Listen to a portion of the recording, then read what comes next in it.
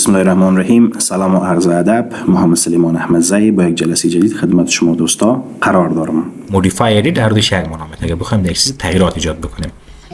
سگان اینجا کماندهای مختلف داریم. اولین کماندش هست به نام چی؟ select all. شارتکتش هست control A. و یک شارتکت دیگه هست alt E بعدن A رو فشار میدین. alt E A. اما آسان‌ترش کنترل A هست. این دیتا رو سلکت میکنم. اگر ما بخوایم دیتا رو پاک بکنیم منو ادیت میم یک چیز داریم به نام دیلیت. شارتکتش هم نوشته است کلید دیلیت. پس دوباره رو بخوایم بیاریم اینجا کلیک میکنیم اندو. شارتکتش کنترل زید. کنترل زی. و alt E U هم هست و شارتکتش هم هست. خب من اینیاش تنها میگم بازوایش خودتون میتونین کار کنه. یک چیزی که ما شما داریم به نام کات و کپی و پیست رو میفهمین. مثلا ما صفحه دو صفحه داریم نوتپد. ما یک متن یا یک گرامر از اینجا به اینجا انتقال میکنم. مثلا ما میگم فقط گرامر پروناونشه انتخاب میکنم، میگم از اینجا به اینجا کار دارم. اصلش کار داریم یا کاپیش کار داریم. اگر ما اصلش کار داریم چی میگیم؟ کات یا کنترل اکس. اینجا میگیم کنترل وی و پیست فشار میدیم. از اینجا کاملا موو شد به اونجا رفت. در حالی که اگه ما این کار نمیخواستیم ما میگفتیم نه یک کپیش اینجا بانه یک کپیش اونجا پیست شود. باز ما شما انتخابش کردیم کپی برش میگیم یا کنترل سی بعدن پیست برش میگیم. یک کپی پروناون اینجا و کپیش اینجا برای ما شما پیست شد. این فرق بین کات کپی و پیست و دیلیت هست. بعد از این ما شما چی هست؟ یک چیز دیگه داریم در اینجا با نام سرچ ویت بینگ. بینگ یک سافت‌ویر است، یک وبسایت است، مربوط به مایکروسافت میشه. اگه اینترنت وصل داشته باشیم سر کلیک کنیم میگن ورد ایون کیورد دیگه برای ما سرچ میکنه. اینجا باز اینترنت وای فای بتون به کامپیوترتون سرچ کلیک کنید فعال میشه. یک چیز دیگه ما فایند داریم. فایند برای دریافت یک حرف یا کلمه یک لغت استفاده میشه. یک حرف رو میتونن پیدا کنن، یک ورد رو میتونن، یک کلمه رو میتونن پیدا بکنن. اینجا من شارتکتش کنترل اف هست، رو فشار میتونن یک کمی فایند باز میشه. مثلا برش میگم برام حرف دبلیو رو پیدا کن. میتون کامل ورد نشه کنین، مثلا نشه کنین اسد رو پیدا کن. خب فعلا ما تو کدوم کلمه درست نشه کردی ندارم، من یک حرف نشه میگم دبلیو رو میگم پیدا کن. بعدن برش کلیک میکنم فایند نکست. فایند نکست مطلب یک دونه که پیدا میکنم میگم فایند نکست یعنی برو دبلیو بعدی رو برام نشون بده. دبلیو بعدی پیدا کردم میگه. اگر اپ انتخاب میکنم یعنی از دایرکشن از طرف پایین به بالا برو پالیده. اما اگر داون انتخاب میکنم یعنی از بالا به پایین بیام تو پالیده. خب یک چیزا رو زمانی که ما شما امیر سعی کنیم فایند نکست اینجا هم داریم. ادیت میریم یه چیزا رو نام فایند نکست. باز میریم فایند نکست. شارتکتش چی است؟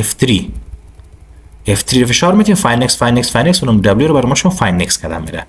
سگن تا به اینجا رو اینا آمدیم. یک موضوع دیگه است وقتی که به اتمام میرسه. مثلا ما شما در اینجا هستیم میگم فایند نکست بعد این دبلیو آخری است. باز دیگه چون ما گفتیم به طرف پایین رفته برای ما شما چی میکنه؟ اینجا یک وارنینگ میده برای ما. هر زمانی که سرچ کلیک میکنم میگه دیگه cannot find w دیگه میگه دبلیو نداریم. هدفش از است که به طرف پایین دیگه دبلیو نداریم. باز میتونیم پس چی انتخاب کنیم؟ اپ خیلی به طرف بالا برو پالیده.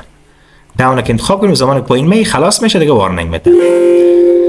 باز ما میتونیم بجای از اینکه مثلا هر بار اپ داون انتخاب کنیم اینو انتخاب میکنیم رپ اراوند.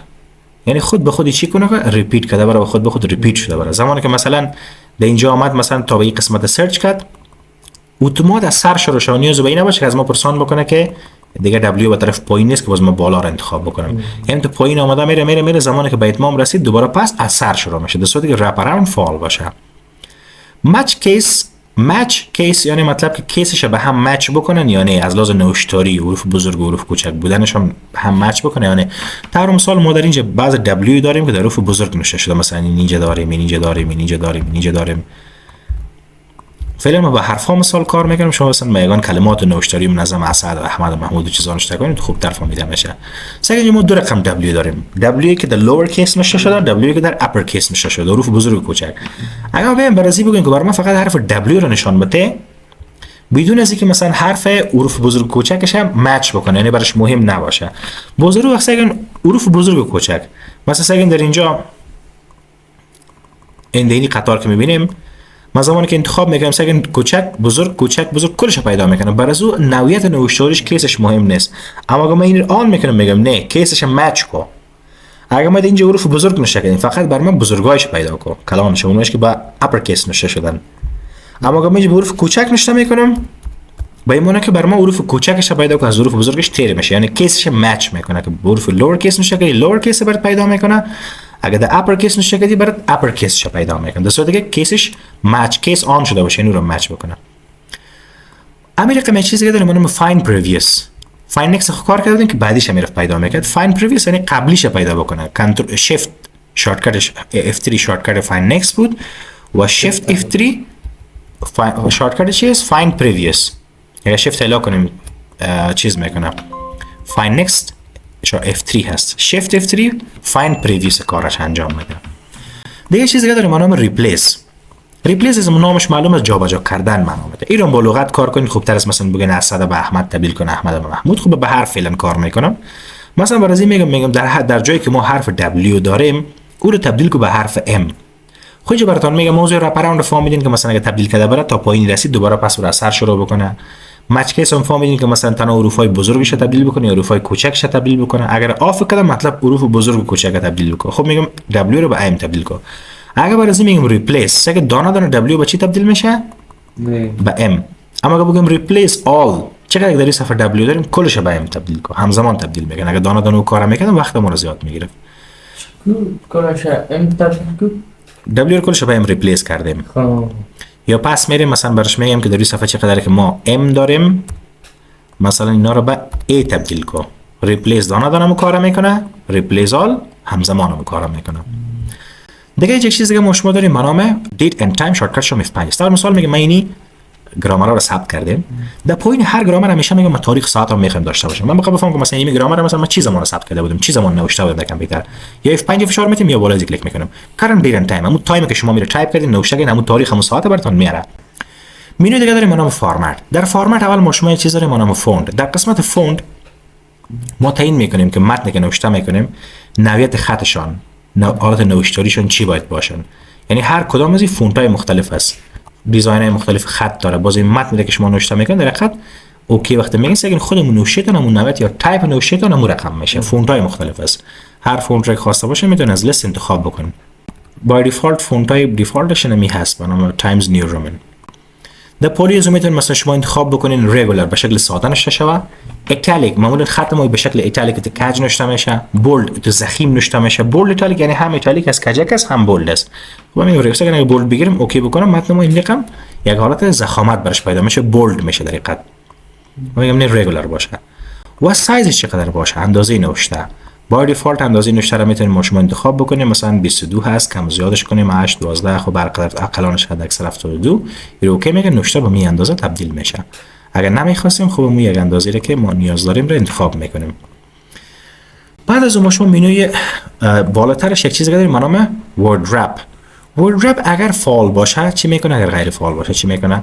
سعی کنین اگر ورد رپ غیر فعال باشه زمانی که ما شما متن نوشته میکنیم و کرسر ما شما در ختم اسکرین میرسه دیگه ادامه داشته باشه، سطر با سطر پایین نمه، هم تو ادامه داره کلش در یک سطر واحد نوشته میشه الا اینکه من خودم انتر بکنم. اگه خودم انتر بکنم خب صحیح است، اما اگه خودم انتر نکنم دیگه یه رقم نوشته شده میره در یک سطر واحد.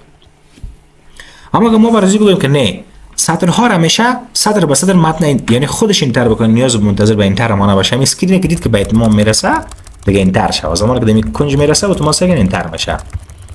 هر زمانی که شما اینجا مثلا در قسمت آخر صفحه میرسین بدون از اینکه من انتر بکنم خودش اتومات انتر میشه. در صورتی که غیر فعال باشه اما تو با یک سطر واحد نوشته میشه. در منوی ویو یک چیزی داریم به نام زوم. بیشتر ما شما کار کردیم مثلا یک شارتکت ها زوم این صفحه زوم این میکنه، کنترل جمع، زوم اوت صفحه زوم اوت میکنه، کنترل منفی و ریستور تو دیفالت کنترل 0 که حالت سرش بر ما شما میره. استیتس بار این نوار پایینی را میگه، باشه نباشه رافش کردیم از بین میره، گوانش کردیم نشانش میده. استیتس بار فقط یک نوار معلوماتی است. این یو تی افش که هست تکست فرمت مانامتی فقط صرف پیشترم گفتم زمانی که شما یک فایل سیو میکنید در حالت کدینگ فایل میبینید اینجا نوشته است یو تی اف 8 کدام مدلینگش براتون نشون میده، با کدام مدلینگ ثبت شده از لحاظ کدینگ. فعلا یو تی اف 8 انتخاب است، امور فقط مدلینگش اینجا براتون نشون میده. دومی که مثلا اینجا بر ما شما زومش نشان میده و اینجا نشان میده که کرسر ما در سطر چندم است و در حرف چندم است. مثلا سعی کنین فعلا ما در سطر دوم هستیم حرف چهارم، سعی اینجا تو نشان میده لاین 2 کالم 4 یا کاراکتر 4 کالم چهارم. یعنی تو هر قدر سعی کنین میسونسون رفته میرم سعی کنین لاین 2 میبینین لاین دوم است حرف اول، حرف دوم، حرف سه، حرف چهار، حرف پنج، یا مثلا اینی حرف چندم است، اینی صدر چندم است و حرف چندم است. مثلا سطر شماره 9 حرف شماره 4. ببین رقمی که حساب کنید 1 2 3 4 اینی 5 6 7 8 9 و اینی حرف اول 2 3 حرف شماره 4 میشه. پس این رقم براتون نشان میده که حرف چند کرسرتون فعلا کرسر کیبوردتون در حرف در سطر چندم است.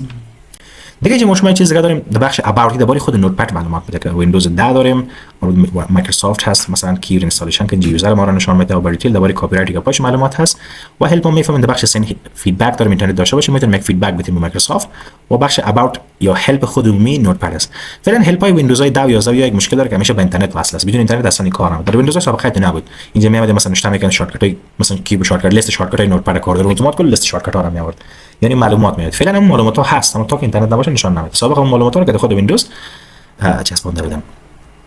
خب سگن این منیوهاش خلاص شد، اما این رو براتون میگم بعد از باز دیگه درس بعد ما میرسونم. اینجا سگن اینیا رو میفهمین، اندو کات کپی پیست دیلیت سلکت آل چیزایی است که قبلا خواندین. فقط این چیزایی که جدید هست کنین اگر شما کدام وقت خواسته باشین مثلا از اینی شو یونیک کد کاراکترز استفاده بکنید یا یک بخش از کدینگ است خود در اینجا استفاده میشه. اگر تو مثلا میخوای که در ختمه های هر صدر مثلا یک یونیک کد کاراکتر داشته باشه، مثلا بعضی جدا کننده های داشته باشه، بجای امی دارت مثلا بعضی کاراکترهای متفاوت دیگه داشته باشه، اول خیلی آن میکنین شو، چون اگه واف باشه رو نشان نمیده. باز می مثلا این کاراکترها رو انتر میکنین، مثلا کلیک میکنین سگ مثلا سمبل است، نام سمبل بود مثلا left to right، سگ نام سمبل بود right to left mark یا left to right mark، میبینی یک مارک است، مثلا سرکات یک طرف دیده باشه نه طرف چپ به راست به چپ. شما هر وقت از این سمبل ها که اسپیشال کاراکتر هاست کدوم وقت بخواید یگان سمبولاشو وارد بکنین میتونین مثلا این سمبول ها وارد بکنین. کجا کرسر ما